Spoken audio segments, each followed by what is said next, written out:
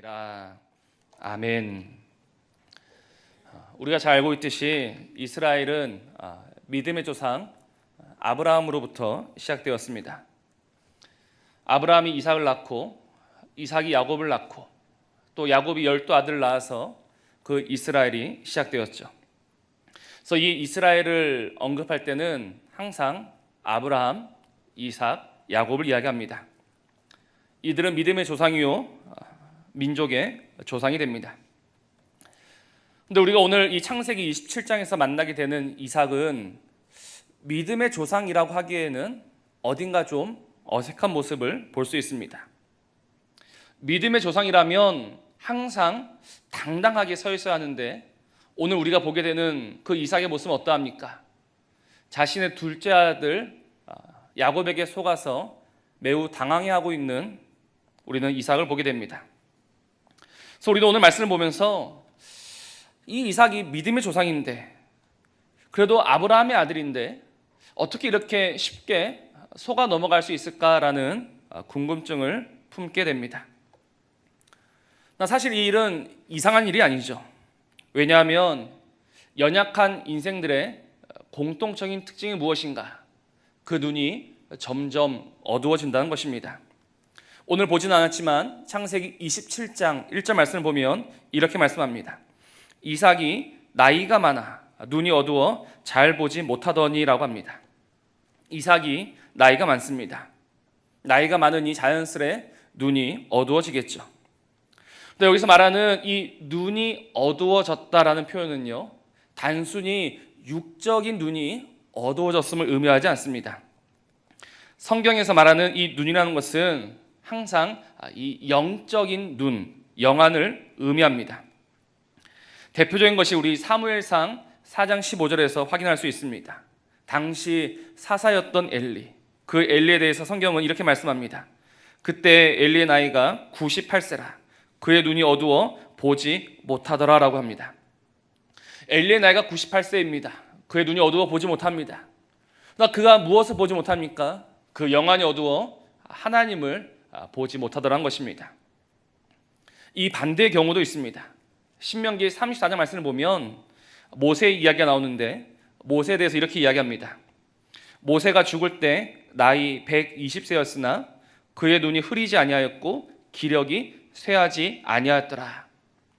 모세도 나이가 많습니다. 그러나 성경은 그의 눈이 흐리지 않았다라고 합니다. 나이가 많지만 그 영안이 활짝 열려있던 이가 누구냐? 바로 모세라는 것입니다.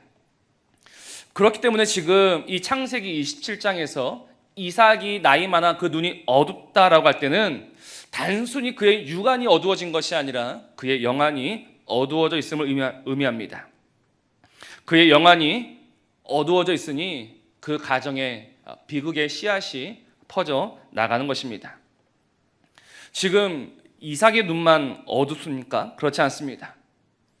이삭을 비롯해 그 이삭의 집에 있는 모든 이들의 눈이 어둡습니다.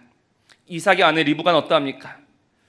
지금 리브가는 영안이 활짝 열려서 그 둘째 야곱이 축복을 받게 합니까? 그렇지 않습니다.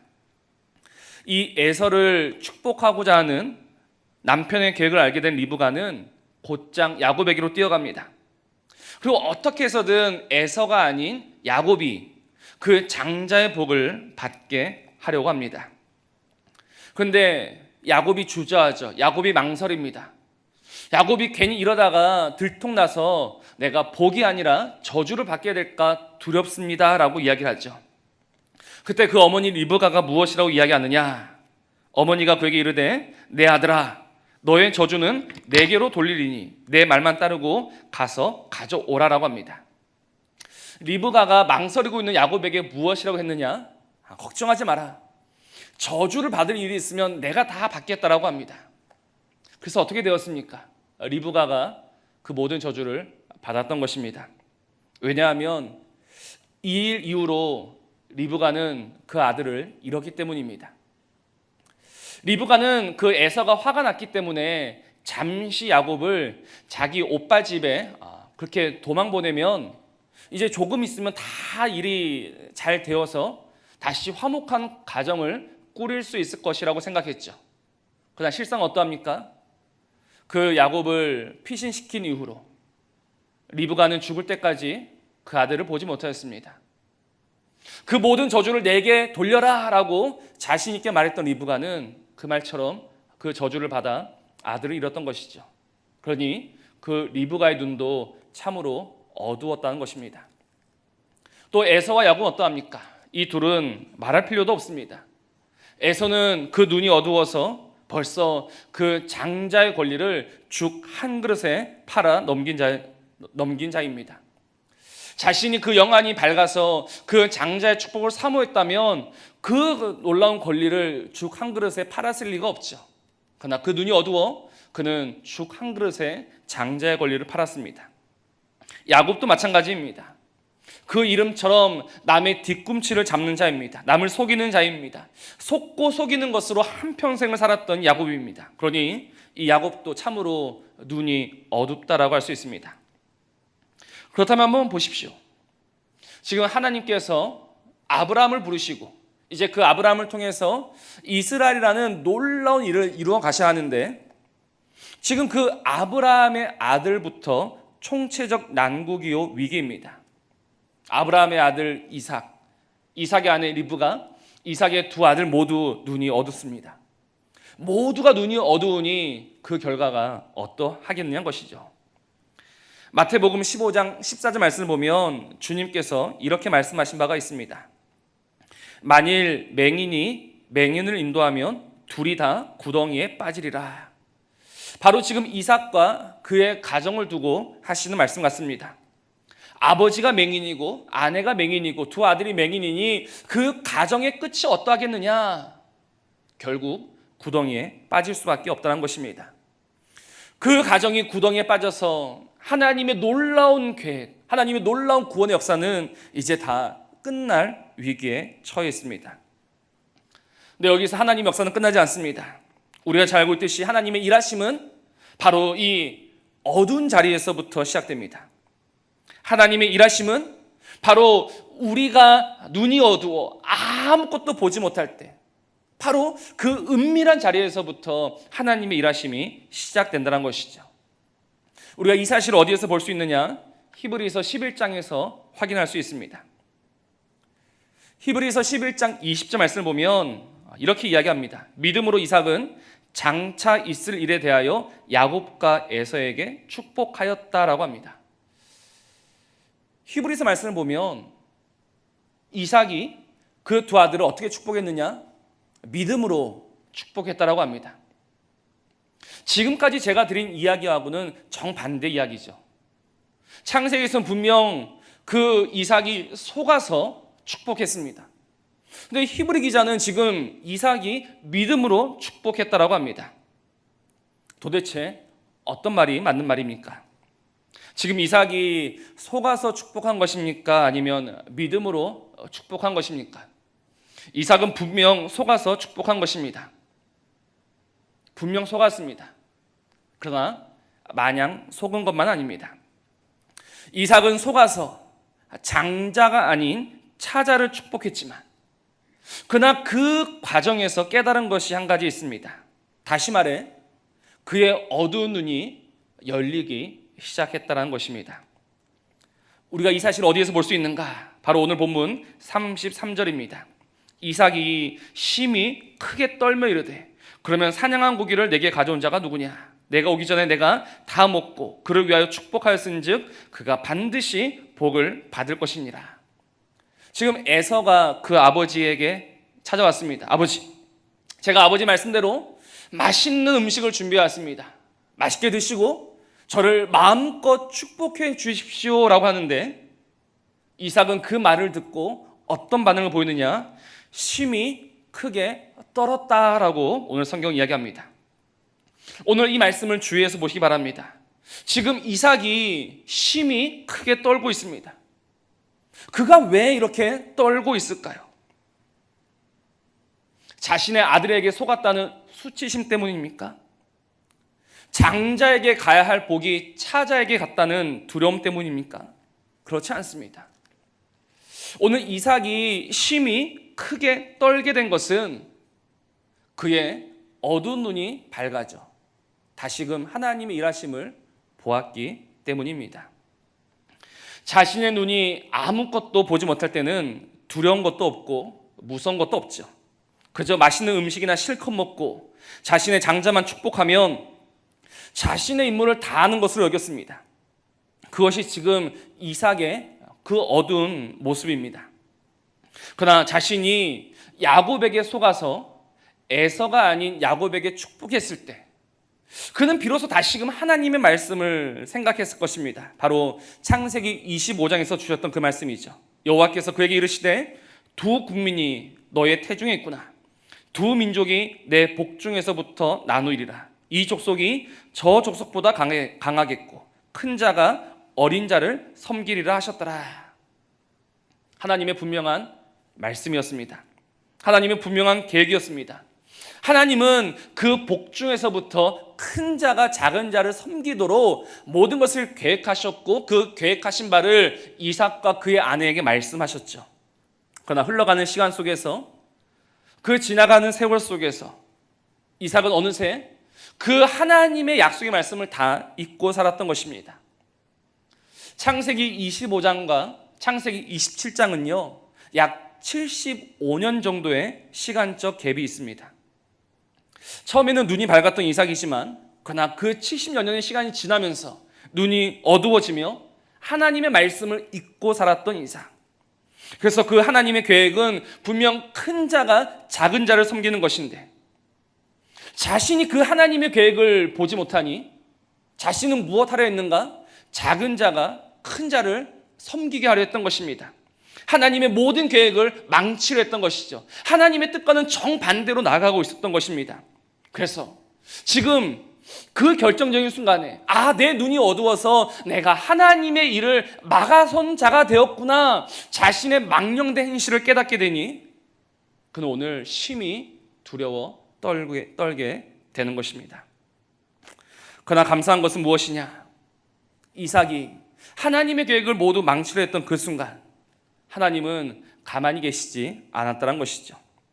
그 눈이 어두워 보지 못하는 인생을 불쌍히 여기시며 하나님은 그 연약한 인생 가운데 함께 하시며 그의 눈을 열어 하나님의 일하심을 보여주시더란 것입니다. 만일 이삭이 이 하나님 일하심을 보지 못했다면 끝까지 그의 눈이 어두웠다면 그는 그 야곱을 축복했던 일을 가벼이 여기고 그 일을 취소하고 그냥 에서를 축복했을 것입니다. 분명 그렇게 했을 것입니다. 그러나 이제 그가 그 눈이 밝아져 하나님의 일하심, 하나님의 개입을 보게 되니 무엇라 고백하는가? 33절 마지막에 이삭이 이렇게 고백하죠. 그가 반드시 복을 받을 것이다. 여기서 반드시 복을 받을 것이다라는 이야기는 아버지로서 아들을 축복했으니 이것은 어쩔 수 없다 이런 이야기가 아닙니다. 그가 지금 반드시 복을 받을 것이다라는 이 고백에는 그가 하나님의 일하심을 똑똑히 보았다는 것입니다. 하나님이 하셨으니, 하나님이 개입하셨으니, 하나님이 이 모든 일을 이루어 가셨으니 하나님이 반드시 그 야곱에게 복을 주실 것이다라는 그 고백을 하는 것입니다. 그래서 바로 뒤 창세기 28장에서 어떻게 합니까? 이삭이 야곱을 다시 부릅니다. 야곱을 불러서 무엇하느냐? 다시 그를 축복하고 있습니다.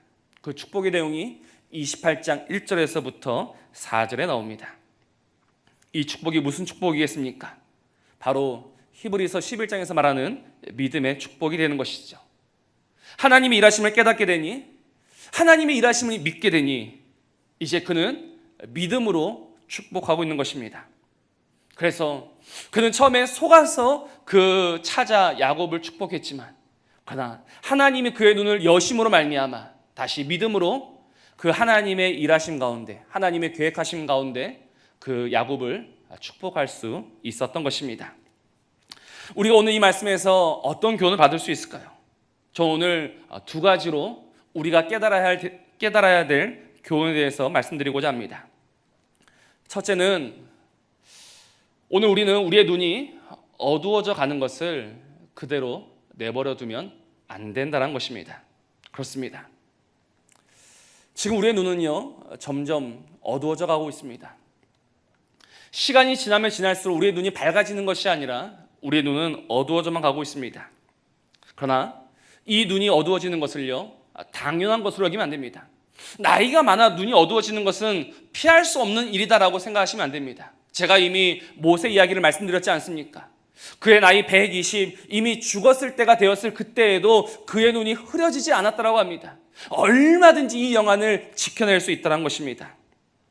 우리가 지금 이 영안을 지켜내야 하는 것입니다.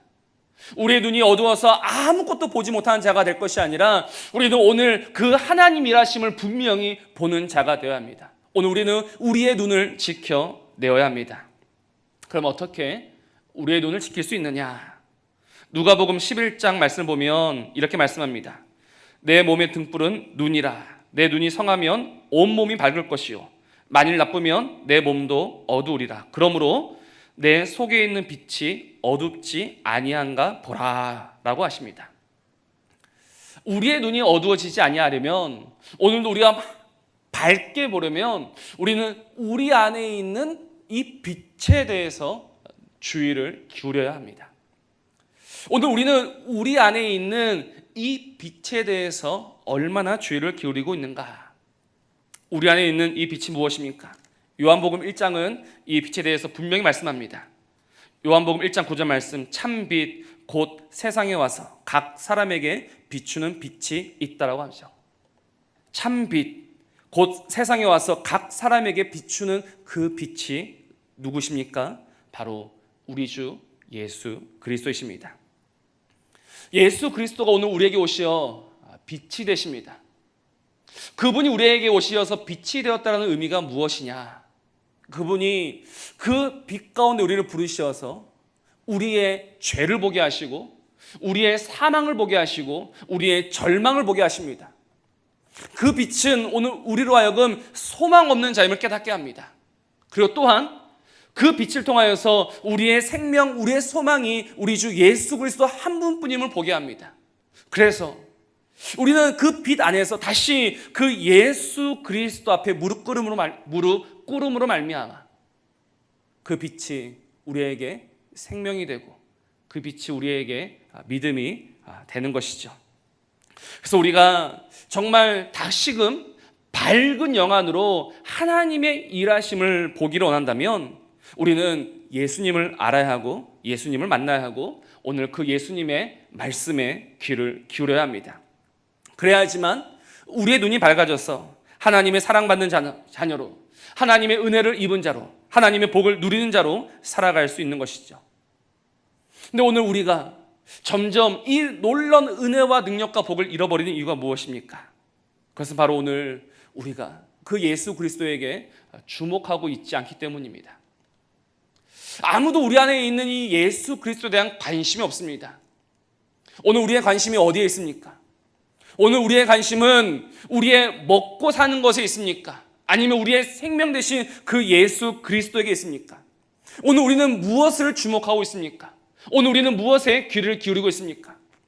너무 어렵고 너무 힘들고 너무 아프다라는 이유 때문에 우리는 주님을 보지 않습니다. 주님을 볼 수 없다라고 하죠. 주님을 보지 못하면서 그 주님과 상관없는 자로 살아가기에 우리는 오늘 그 하나님의 일하심을 보지 못하고 그 하나님의 일하심을 보지 못하니 오늘도 여전히 그 깜깜한 어두운 가운데 있는 것입니다. 사랑하는 성도 여러분, 정말 이 시간 다시 한번 우리 주님의 말씀을 듣고 주님의 말씀을 보며 우리 주님을 가까이 하는 저와 여러분 되기를 주님의 이름으로 부탁을 드립니다. 시간이 가면서 세상의 근심과 세상의 무게가 점점 우리의 눈을 더 무겁게 할 때, 그러나 우리는 예수의 이름을 부르고 예수의 이름을 찾고 예수의 이름을 붙듦으로 말미암아 이 마지막 때, 이 어두운 때 그 하나님을 발견하는 그런 인생들 되시기를 주님의 이름으로 축복합니다. 오늘 우리의 삶을 시간에 맡기지 마십시오. 시간이 다 해결해 준다라고 생각하시면 안 됩니다. 시간이 하는 일은 우리의 눈을 어둡게 하는 일뿐입니다. 우리는 오히려 이 시간 속에서 더욱 주를 찾고 주를 부름으로 말미암아 우리 믿음의 눈을 지켜가는 저와 여러분들 되시기를 주님의 이름으로 부탁을 드립니다. 또 두 번째로 오늘 우리가 깨닫게 되는 교훈이 무엇입니까? 그것은 하나님은 여전히 하나님이시다라는 것을 깨닫게 됩니다. 그렇습니다. 하나님은 하나님이십니다. 하나님이 하나님이시다라는 의미가 무엇이겠습니까? 그것은 그 하나님의 뜻하심과 하나님의 계획하심과 하나님의 일하심은 그 누구도 그 무엇도 막을 수 없다는 것입니다. 왜냐하면 그는 하나님이시기 때문입니다. 사람의 어리석음이, 사람의 부족함이, 사람의 모자람이 그 하나님의 일하심을 막을 수가 없습니다. 그러면 그 하나님은 지금도 일하고 계시는데 무슨 일을 하고 계시는가? 그 하나님은 지금도 저와 여러분의 눈을 밝히 열어주고 계십니다. 오늘 그 이삭의 어두운 눈을 여셨던 하나님이 오늘 우리의 눈을 환히 열어주고 계신다는 것입니다. 지난주가 맥주 감사주일이었습니다.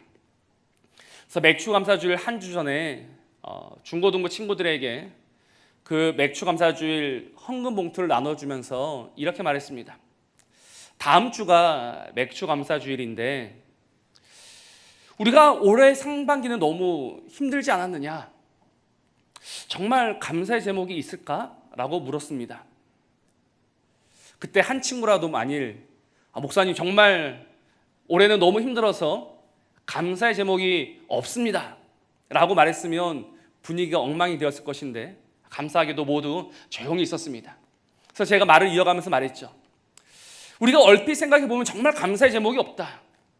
너무 힘들고 너무 어려웠던 것이 사실이다. 그러나 그 안에도 분명 하나님의 일하심이 있고 하나님의 은혜가 있고 하나님의 놀라운 축복이 있었다. 우리가 그것을 생각하면서 맥주 감사주의를 지켰으면 좋겠다라고 이야기를 했습니다.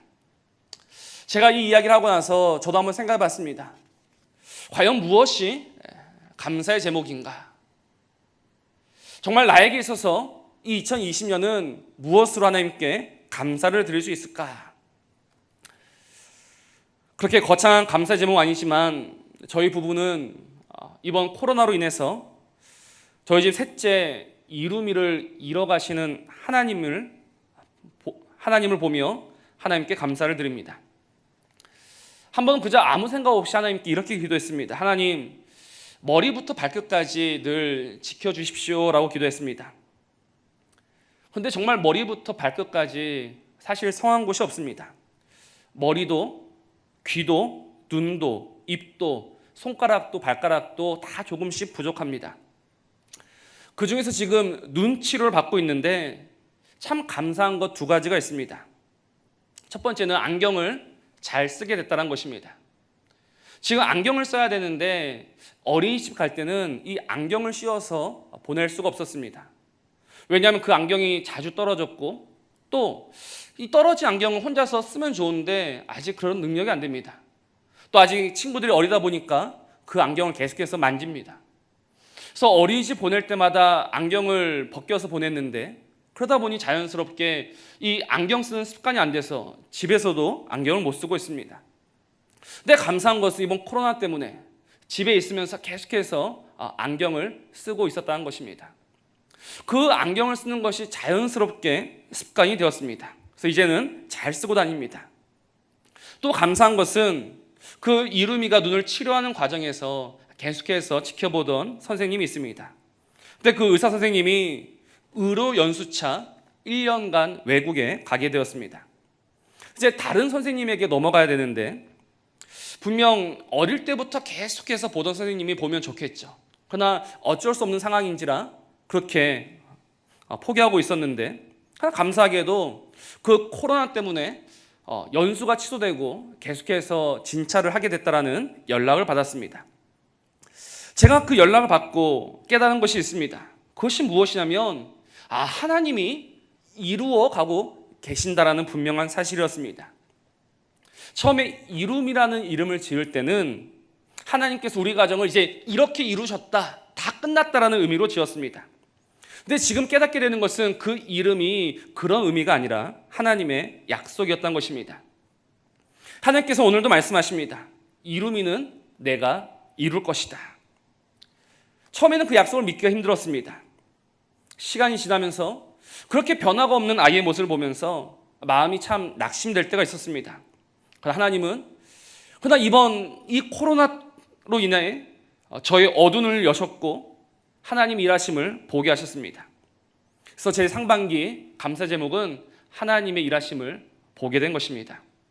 하나님이 일하고 계십니다. 아무리 어려운 때라도, 아무리 힘든 때라도 그 하나님은 여전히 하나님이시고 그 하나님은 지금도 우리 가운데 오시어 일하고 계십니다. 사랑하는 성도 여러분, 지금 우리는 무엇을 보고 있습니까? 지금 우리는 이 아픔 속에서 무엇을 깨닫고 있습니까? 지금 상황은 암울합니다. 지금 상황은 점점 안 좋아집니다. 그러나 우리 하나님은 여전히 일하고 계시며 오늘도 이 어두운 때 우리에게 오셔 우리의 눈을 여시고 오늘 우리로 하여금 그 하나님의 일하심을 보여주고 계십니다. 오늘 이 시간 다시 한번 믿음의 눈을 열어보시지 않겠습니까? 너무 어렵고 힘든 상황이 분명 우리의 눈을 감게 만들고 있지만 그러나 분명 지금 이 어려운 때는 하나님의 일하심을 볼 수 있는 기회요, 하나님을 깊이 경험할 수 있는 은혜의 때라는 것을 믿으셔야 합니다. 지금 이 아픔은 나의 마지막이 아닙니다. 지금 이 고난은 우리의 끝이 아닙니다. 오히려 이 고난의 때는 다시금 우리 믿음이 시작되는 때입니다. 다시 믿음의 눈으로 살 수 있는 그런 시작입니다. 그동안 시간이 지나면서 우리가 놓치고 있었던, 우리가 보지 못했던 그 하나님을 볼 수 있는 놀라운 기회가 되는 것입니다. 거짓 사랑하는 성도 여러분, 하나님을 믿으십시오. 하나님을 믿으셔야 합니다.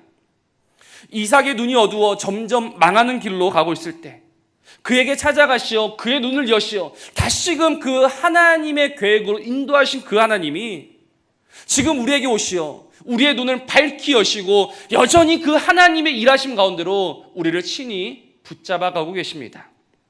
그는 지금도 이 사망 속에서 생명으로 역사하시는 하나님이십니다. 그는 지금도 이 절망의 자리에서 소망으로 일하시는 하나님이십니다. 그는 오늘도 이 슬픔 가운데 기쁨과 환희를 예비하신 하나님이십니다. 오늘 이 하나님을 보며 이 하나님을 믿으며 다시금 그 하나님으로 살아가는 저와 여러분들 되기를 주님의 이름으로 부탁을 드립니다. 오늘 우리의 소망이 어디에 있겠습니까? 오늘 우리가 바랄 것이 어디에 있겠습니까? 오늘 우리가 이 하나님을 볼 수 있다면, 그래서 다시금 이 하나님의 일하심을 믿을 수 있다면, 그래서 그 하나님의 일하심 가운데 우리의 삶을 온전히 맡길 수 있다면 그것이야말로 은혜요, 복이요, 영광입니다. 오늘 이 은혜와 복을 누리는 저와 여러분 되시기를 주님의 이름으로 부탁을 드립니다. 하나님 감사합니다.